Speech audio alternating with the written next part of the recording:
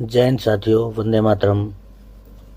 साथियों, आज उन लोगों से एक सवाल है जो अपनी ही दुनिया में मस्त है, जो सोच रहे हैं उनका सारा काम चला हुआ अभी, जो अपने काम धंधे में व्यस्त हैं, जो सोच रहे हैं हम बेमतलब की लड़ाई लड़ रहे हैं, बेमतलब का पंगा ले रहे हैं, बेमतलब की भागदौड़ है हमारी।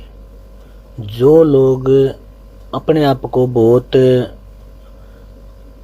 समझदार समझते हैं, जिनका मानना यह है कि वो तो बहुत समझदार हैं, जो मस्ती में जी रहे हैं और हम ये जो भागदौड़ में लगे हुए हैं, जो सोच रहे हैं कि देश बचेगा तो हम बचेंगे, जो सोच रहे हैं कि भाईचारा बचेगा तो हम बचेंगे, जो सोच रहे हैं हमारी संस्कृति बचेगी तो हम बचेंगे, जिसने ये जान लिया है हम जैसे पागलों ने कि ये खेती बाड़ी बचेगी तो हम बचेंगे, हम लोग तो पागल हैं। तो भाई, जो समझदार है, जो कुछ ना करके सिर्फ हमारे ऊपर सवाल उठाता है, उन समझदारों से सवाल है भाई पहले तो ये बताओ, जो आज आप अपनी ज़िंदगी में मस्त हैं, खुश हैं, आज अपनी दुकानें टाइम पे खोल पा रहे हैं, आपके बच्चे स्कूल में पढ़ पा रहे हैं, आप कहीं भी आ जा रहे हैं, आप खुल के सांस ले पा रहे हैं, तो आपको नहीं लगता हमारे जैसे कुछ पागल जब रोड के ऊपर आए तो ये इससे आपका छुटकारा हुआ, या आप लोगों ने घर बैठे कुछ कर दिया था? क्या आपको ये नहीं लगता हम जैसे सरफिरे जब अपनी जान पे खेल के सबसे पंगा लेके घर से निकलते हैं और आप लोगों के लिए लड़ते हैं, और उस टाइम भी लड़े जब ये सारी जगह स्कूल बंद थे, स्कूल खुलवाए, जो आज आपके बच्चे स्कूल में जा पा रहे हैं, आपको लगता है कि आपने घर बैठे कुछ किया था? यह थोड़ा बहुत योगदान उन क्रांतिकारियों का है जो घर से निकले थे उस टाइम, जो आज अपनी दुकानें खोल पा रहे हैं।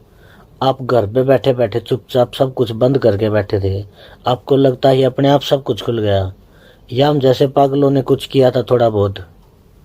आप जो भी काम धंधे कर पा रहे हैं, आपको लगता है कि आपको ऐसे ही छूट मिल गई सब चीज़ों की? या आप ये सोच रहे हो कि आप बहुत लंबी जिंदगी जीने वाले हो? भाई, लड़ोगे, आवाज उठाओगे तो हो सकता है थोड़ा लंबा चला जाए, लेकिन इस तरह दुबक के बैठोगे, डरपोकों की जिंदगी, बुज़दिलों की जिंदगी जियोगे तो थोड़े से दिन बचे हैं, ज़्यादा समय नहीं है। हम लड़ाई में उतर गए क्योंकि हमें ये बात समझ आई। आप लोग घर पे बैठे हो, या तो आप इतने डरपोक हो चुके हो, आपके खून का पानी बन चुका है, आपके अंदर आवाज उठाने की अक्षमता बची नहीं, या आप कायर हो चुके हो, हिम्मत है ही नहीं सच्चाई के लिए आवाज उठाने की, सच्चाई बोलने की, और कहीं भी आप सच्चाई के लिए आवाज उठाने लायक या फिर आप बचे नहीं। अगर हम आवाज उठाते हैं तो भाई हमें आप लोग बेवकूफ़ समझते हो, पागल समझते हो, हम खामखा लगे हुए हैं, आप ये समझते हो? एक तो आप ये बताओ यार, कितनी लंबी ज़िंदगी जीनी है? बहुत ज़्यादा लंबी ज़िंदगी जियोगे क्या आप लोग? और हम बहुत पहले मर जाएंगे। हाँ, ये बात है भाई, हो सकता है कभी भी मारे जा सकते हैं, लेकिन भाई ज़िंदगी जब तक जिएंगे तबाही मचाएंगे, और अपनी मौत भी तबाही मचाएगी भाई, ऐसे नहीं मरेंगे। कुछ लोगों को तो जगा के जाएंगे और ये उम्मीद करते हैं भाई आप अब उठो, 6 महीने बाद उठो, 1 साल बाद उठो, 2 साल बाद उठो, अभी ठीक ठाक हो अब उठ लो, या बिल्कुल बर्बाद हो गए उठ जाना, अब आपके साथ आपके घर वाले हैं अब उठ लो, या उनको खो दोगे तब उठ जाना। अभी आपके पास संपत्ति है, उसको बचाने के लिए लड़ लो, या उसको खोने के बाद जब कुछ बचेगा ही नहीं फिर आ जाना। इस लड़ाई में तो आना पड़ेगा भाई। अब जाग जाओ या हमारी मौत के बाद जाग जाना। भाई जाग जाओगे तो शायद कुछ थोड़ा बहुत बचा पाएंगे, क्योंकि बहुत कुछ तो खो दिया आपने। बहुत ज़्यादा तो बचा नहीं पाएंगे, लेकिन थोड़ा बहुत बचा पाएंगे। हो सकता है उस थोड़े बहुत को या फिर आने वाली पीढ़ी को हम ऐसा बना दें, उनको सब कुछ समझा दें, तो वो आगे कुछ कर पाए। अगर हम उनको लड़ना सिखा पाए, सब कुछ समझा पाए, तो ये क्या सब कुछ चला हुआ है। अगर कुछ नहीं किया तो कुछ बचने वाला है भी नहीं। बचा भी क्या है, लेकिन जो थोड़ा बहुत है वो भी रहेगा नहीं। तो भाई अब जाग जाओ या हमारी मौत के बाद जाग जाना। मौत के बाद भी जाग जाओगे तो भी हमें अपनी मौत पे खुशी होगी। जैसे भगत सिंह हंसते हंसते फांसी पे चढ़ा था, भाई हम तो हंसते हंसते मर जाएंगे और लड़ते लड़ते मरेंगे। भाई गुलामी बर्दाश्त नहीं कर सकते भाई, सच तो ये है, गुलामी बर्दाश्त नहीं कर सकते। मौत कल की बजाय आज आ जाए कोई दिक्कत नहीं, लेकिन गुलामी बर्दाश्त नहीं करेंगे भाई। हमारी मौत के बाद भी अगर आप लोग जाग गए तो हमारी मौत, हमारा मरना भी सार्थक होगा भाई। खुशी होगी हमें अपने मरने पे भी, अगर मौत के बाद भी जाग गए तो। लेकिन आप लोग जागे नहीं तो भाई अब भी गुलामी की ज़िंदगी है। आगे तो आपकी पीढ़ी भी, आने वाले बच्चे भी गुलामी की ज़िंदगी जिएंगे। अब ये बात आप सोचो, कौन सी ज़िंदगी देनी है बच्चों को? गुलामी की ज़िंदगी देनी है, आज़ादी की ज़िंदगी देनी है? आप ऐसे ही जियोगे, आपके बच्चे इससे भी ज़्यादा गुलाम बन के जिएंगे। आप सर उठा के अभी जीना सीख गए तो आपके बच्चे भी आवाज़ उठाना सीखेंगे। ये बात ध्यान रखना। आप क्या दे के जा रहे हो पीढ़ी को?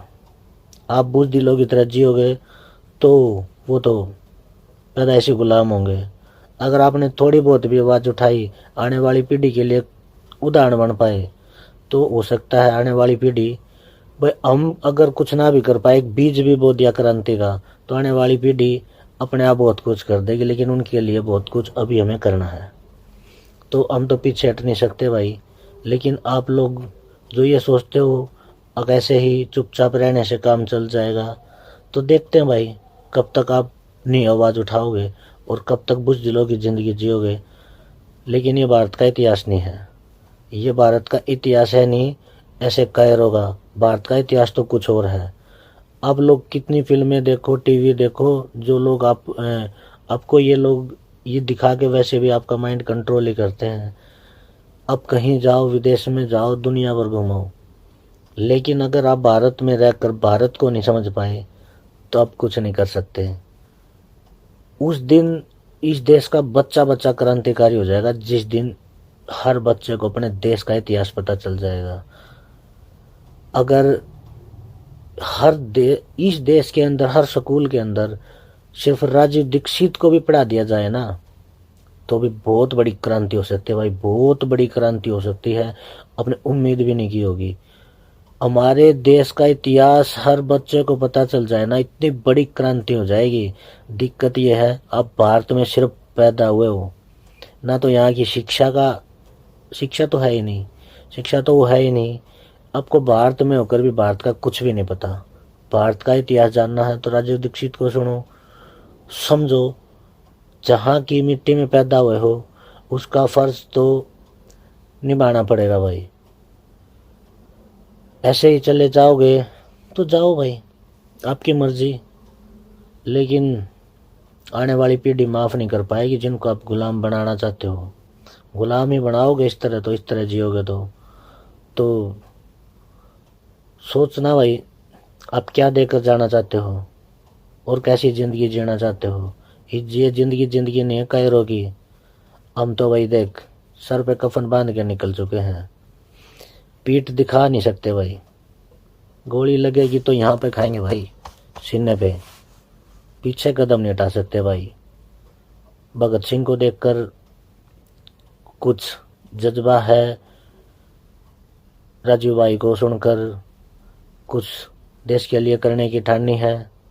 और जब देखते हैं हम इन क्रांतिकारियों को, जो जैसे देवेंद्र भाई हैं, घर से निकले हुए हैं सिर्फ देश के लिए, साहिल भाई हैं, इतना कुछ दिन रात लगे हुए हैं।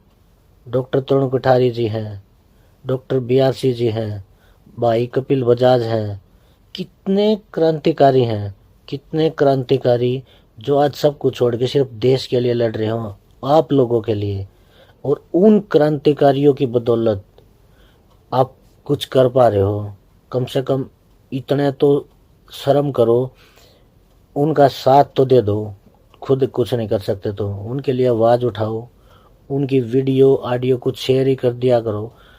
कुछ लोग बोलते हैं कि हमारे पास टाइम नहीं है, टाइम तो सबके पास उतना ही है।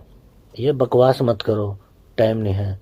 और कहीं पे जा नहीं सकते, घर बैठे इन क्रांतिकारियों की वीडियो ही शेयर कर दिया करो, कभी स्टेटस ही लगा के देख लिया करो। लेकिन आप लोग कुछ नहीं करोगे। बस सब कुछ तो होना चाहिए लेकिन खुद कुछ नहीं करना। भगत सिंह तो चाहिए लेकिन अपने घर में नहीं, पड़ोस वाले के घर में। भाई कब तक ऐसी बुज़दिलों की ज़िंदगी जियोगे? आवाज़ उठाना सीखो, शेर की तरह जीना सीखो। इस भारत को समझो, भारत के इतिहास को समझो, तब पता चलेगा कि आप लोग क्या थे और क्या बना दिए गए हो। ऐसे बुज़दिल, ऐसे नालायक, ऐसे नकारा, ऐसे निकम्मे जो सब कुछ बर्बाद होते हुए आवाज़ नहीं उठा रहे। भाई मैं ऐसी ज़िंदगी नहीं जी सकता। भाई ज़िंदगी 4 दिन की हो, 2 दिन की हो, 1 दिन की या 2 मिनट की, कोई फ़र्क नहीं पड़ता। पर अपने देश के लिए कुछ करके मरेंगे भाई। बस इतना ही कहना था भाई। जय हिंद, जय भारत, इनकलाब जिंदाबाद।